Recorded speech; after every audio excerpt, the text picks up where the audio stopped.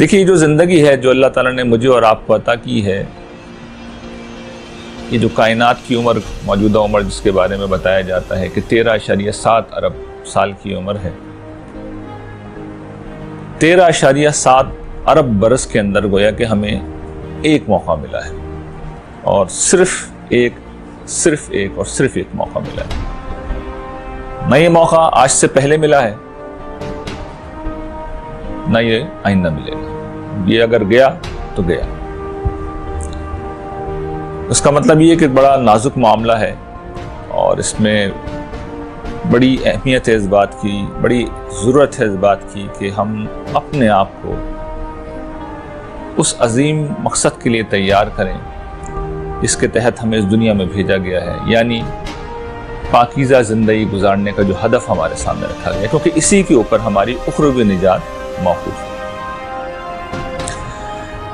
یہ جو ہمیں زندگی اللہ تعالیٰ نے دی ہے، اس کا ایک چھوٹا سا حقیر سا حصہ جس کی خدا کے منصوبے میں شاید کوئی اہمیت نہیں ہے، ہمیں اس دنیا میں گزارنا ہے، اور اصل زندگی آخرت کی ہے۔ لیکن اس دنیا کی جو اہمیت ہے وہ یہ ہے کہ آگے جو بھی بھگتنا ہے، چاہے بہترین شکل میں چاہے بدترین شکل میں، اس کا انحصار ہمارے اس دنیا کے اعمال کے اوپر ہے۔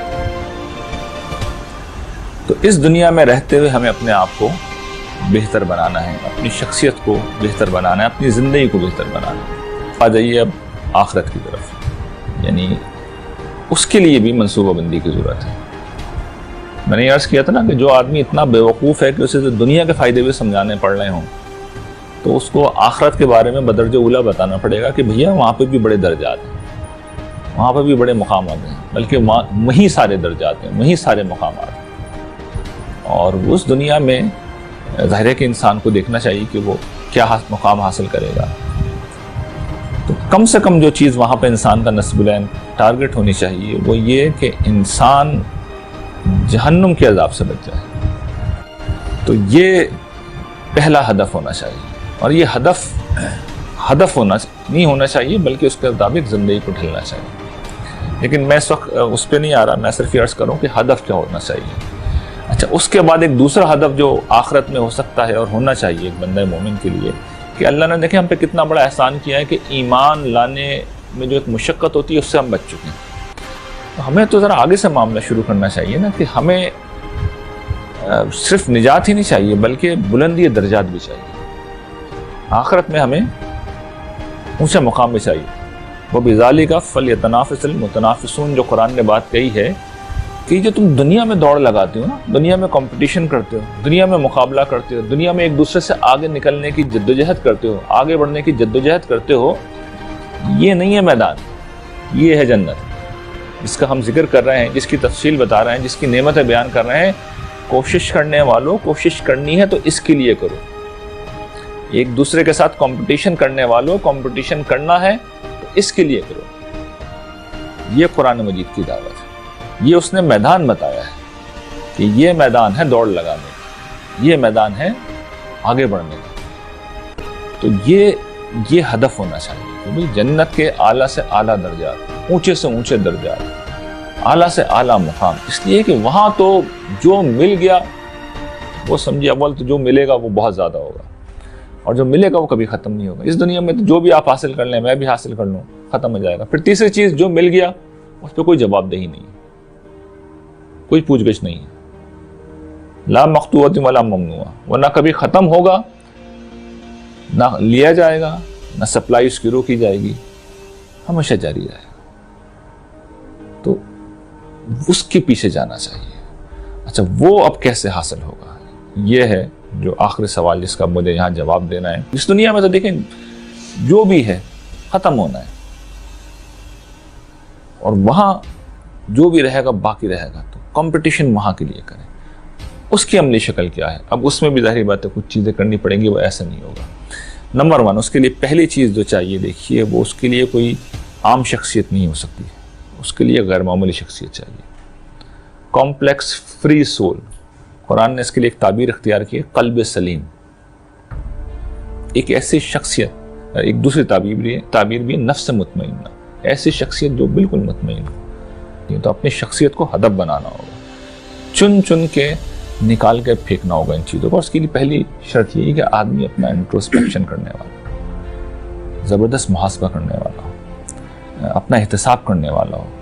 جس وقت یہ سارے کام کریں گے تب کہیں جا کے پھر انسان کے اندر وہ تبدیلی آئے گی. تو یہ اصول سمجھ لینا چاہیے ہمیں کہ میری اور آپ کی زندگی میں ایک بنیادی کام جو ہمیں کرنا ہے، اگر ہمیں اپنے رب کے ہاں سرخرو ہونا ہے، تو وہ یہ کہ مذہب کے نام پر جو کچھ موجود ہے اس میں سے صحیح دین کو دریافت کریں، اس صحیح دین کو اختیار کریں اور اس کی دعوت کو دوسروں تک پہنچائیں. تو نصرت دین کے کام کا بہت بڑا موقع ہے جو اللہ تعالیٰ نے کم سے کم ہم لوگوں کو دے رکھا ہے اس پلیٹ فارم سے، کیونکہ ہماری اساسی اسی بنیاد کے اوپر ہے کہ جو کچھ اللہ تعالیٰ نے کہہ رکھا ہے ایمان اور اخلاق کی دعوت، اس کو پہنچانا ہے، اس کو اپنی زندگی بنانا ہے. اور اس میں سب سے اہم بات یہ کہ ہمیں لوگوں کو بدلنے سے کوئی دلچسپی نہیں ہے، لوگوں تک پہنچانے میں دلچسپی ہے. اس کے لیے میکسیمم کوشش کرتے ہیں بدلنا اپنے آپ کو. یہ ہے ہمارا طریقہ، یہ پہلی چیز ہے.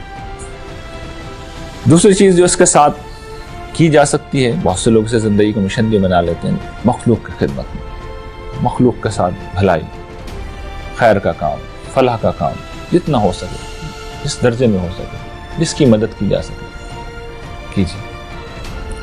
جتنا یہ کام کریں گے اس کا بڑا غیر معمولی اجر ہے، بہت غیر معمولی ریوارڈ ہے. یہ بھی جنت کے اعلیٰ ترین درجات حاصل کرنے کا ایک بڑا غیر معمولی راستہ ہے کہ انسان خدا کے متعلق جتنا کنسرن ہے اتنا ہی کنسرن وہ خدا کی مخلوق کے حوالے سے. تو اس میں ضروری نہیں کہ آپ کوئی بہت بڑا ادارہ کھول لیں، ہم چھوٹے موٹے بہت سے کام ارد گرد کے لوگوں کے ساتھ کر سکتے ہیں، چھوٹی چھوٹی مہربانیاں کر سکتے ہیں. کچھ نہیں، کسی کو مسکرا کے دیکھ لیں، 10 چیزیں، کسی کا شکریہ ادا کر دیں، کسی سے اچھی طرح بات کرنے، حسن خلق جسے کہتے ہیں، اچھے اخلاق، یہ بھی اس راہ میں بڑی معاون ہے. تو اللہ تعالیٰ سے دعا یہ ہے کہ ہمیں اپنی موت سے پہلے یہ سب کچھ کرنے کی توفیق دے، اس لیے کہ موت بتا کے نہیں آتی. موت ابھی 2-3 واقعات میرے سامنے آئے جس میں بالکل ینگ لوگ، چھوٹی عمر کے لوگ، 20-30 سال کی عمریں کوئی عمریں نہیں ہوتی، ینگ لوگ اچانک دنیا سے رخصت ہوئے، چھوٹے چھوٹے ان کے بچے، اور بڑے منصوبے، بڑے خیالات، بڑے اعلیٰ گھرانوں کے لوگ، پیسہ بھی، دولت بھی، سب کچھ تھی، لیکن سب کچھ پیچھے چھوڑ کے چلے گا. تو یہ کسی کے ساتھ بھی حادثات ہو سکتے ہیں. تو دعا یہ ہے کہ اللہ تعالیٰ سے میں بھی کرتا ہوں، آپ بھی کیجیے کہ اللہ تعالیٰ ہمیں اس وقت سے پہلے سب کچھ کرنے کی توفیق دے. جتنی بھی عمر ہو گئی ہے کبھی اس کی پرواہ نہیں کرنی چاہیے. آدمی چاہے 70 سال کی عمر کو پہنچا ہوا ہے، اٹس نیور ٹو لیٹ. اس راستے پہ اٹس نیور ٹو لیٹ، کیونکہ دوسرا کوئی آپشن ہے ہی نہیں، دوسرا کوئی آپشن ہے ہی نہیں. اللہ تعالیٰ سے دعا ہے، اور مل کے میرے خیال میں اس معاملے میں دعا کرنا یہ اہم چیز ہے کہ اللہ تعالیٰ مجھے بھی اور آپ کو بھی اپنی اصلاح کی توفیق دے، اور اس کام کو جو اب ہم شروع کر رہے ہیں اللہ تعالیٰ اس کو ہماری ہدایت کا بھی بنائے، ہمارے اہل خانہ کی بھی ہدایت و تربیت کا سبب بنائے، اور جو دوسرے مسلمان، دنیا بھر کے مسلمان، بلکہ پوری انسانیت کی ہدایت اور اصلاح کا سبب بنائے. وصلی اللہ تعالیٰ علی خیر خلقہ سیدنا محمد و آلہ و صحبہ اجمعین برحمتک یا ارحم الراحمین.